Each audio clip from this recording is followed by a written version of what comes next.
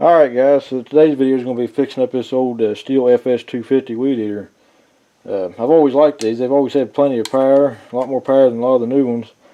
And this was given to me with kind of a basket case kind of deal here, as you see. But I actually got two of these and that extra shaft, so I should be able to take 2.5 Weedeaters to make one, but we'll see how it goes. It's missing the coil, so I got a brand new coil to put on it. Missing the gas cap. We got to flush the tank out. We got all new fuel lines for it. A brand new carburetor. I don't know if this one's any good, and I don't want to mess with it. And it looks like it's only got the single adjustment screw anyway, so this will be an upgrade for the carburetor. All the throttle cable and all that's still good. It has seems to be a good compression. I'm gonna put a little bit of oil in the cylinder because this has probably been sitting for a long time. I was half tempted to get a new recoil cover here. I'm just going to keep this one on there. You can get these off Amazon or eBay real cheap, along with the plastic too. This is for the air breather. Should be everything we need to get it running. So it's not going to be a step-by-step video. It's just going to be kind of what I'm doing kind of video. So bear with me on that. If anything, any critical parts, I will show some detail on. But it's just kind of a what I'm doing kind of a video. And so let's just get started on it. Alright, so the carburetor needs is pretty straightforward to change out. Like I said, I'm considering this an upgrade on the carburetor because the original carburetor just had a single mixture adjustment screw, and this one actually has the high and low side. So it's an upgrade as far as I'm concerned. Just be able to have more adjustment on it. Other than that, it is identical. I did put some transmission fluid in the cylinder and worked it back and forth to get the oil on the rings and everything. So hopefully that'll help that. And so I'm going to go ahead and get the new carburetor on here. I was wanting to show you how the throttle cable works on these. It's kind of interesting. And I also got to remove this piece of rubber here so I can get to the adjustment screws once the carburetor's on there. The fuel line's pretty straightforward. Just get it started. You'll have to fish it out to be able to put the fuel filter on it. It's got the grommet built in on it, so it'll just snap into place once you get it in there. Alright, so this is the fuel pickup line. The fuel filter will go on the other end, and this end connects down here. The return line connects here, going to the primer bulb.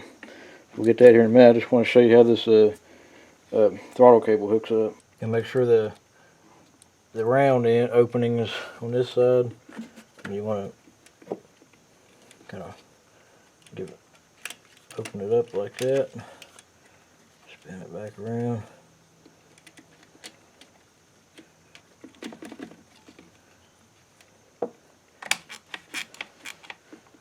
And that's all there is to it.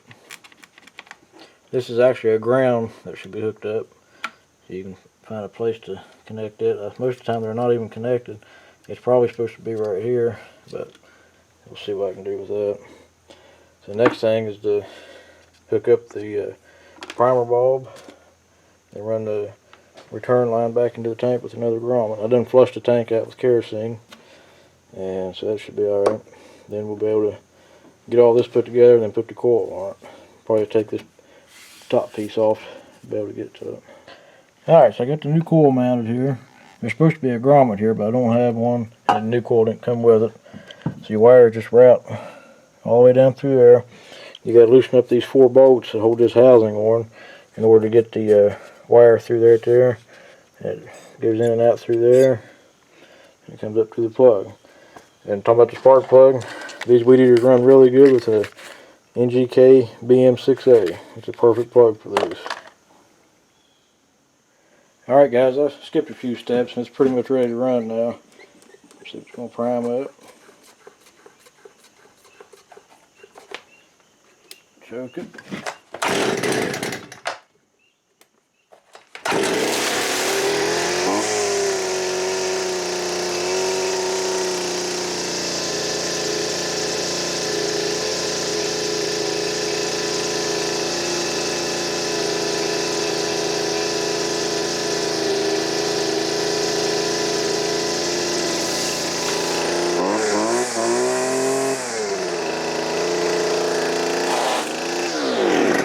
It's okay.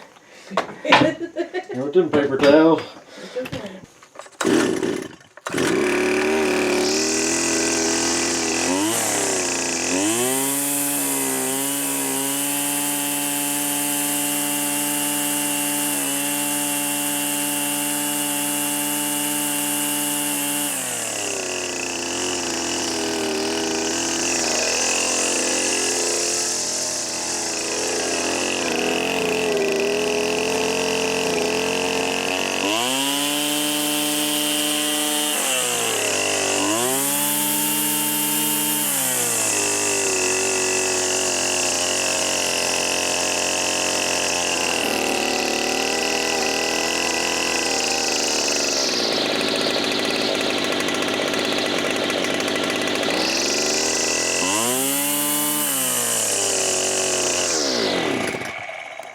Well guys, that's about it. I'm having 2 issues with it. It won't idle down all the way for some reason. Looks like something's wrong with the cable, or the spring's too weak on the carburetor. But and the shut-off switch isn't working. And the third, actually 3 things. The clutch seems like it's stuck and not disengaging, but I'm not too worried about that at the moment. It can be used like this. But like I said, I just want to make this video just to show you what it took to get this one going. So if you got any questions or comments about the FS250s, feel free to leave me a comment below and I'll get back to you as soon as I can. So thanks for watching, guys. We'll catch you later.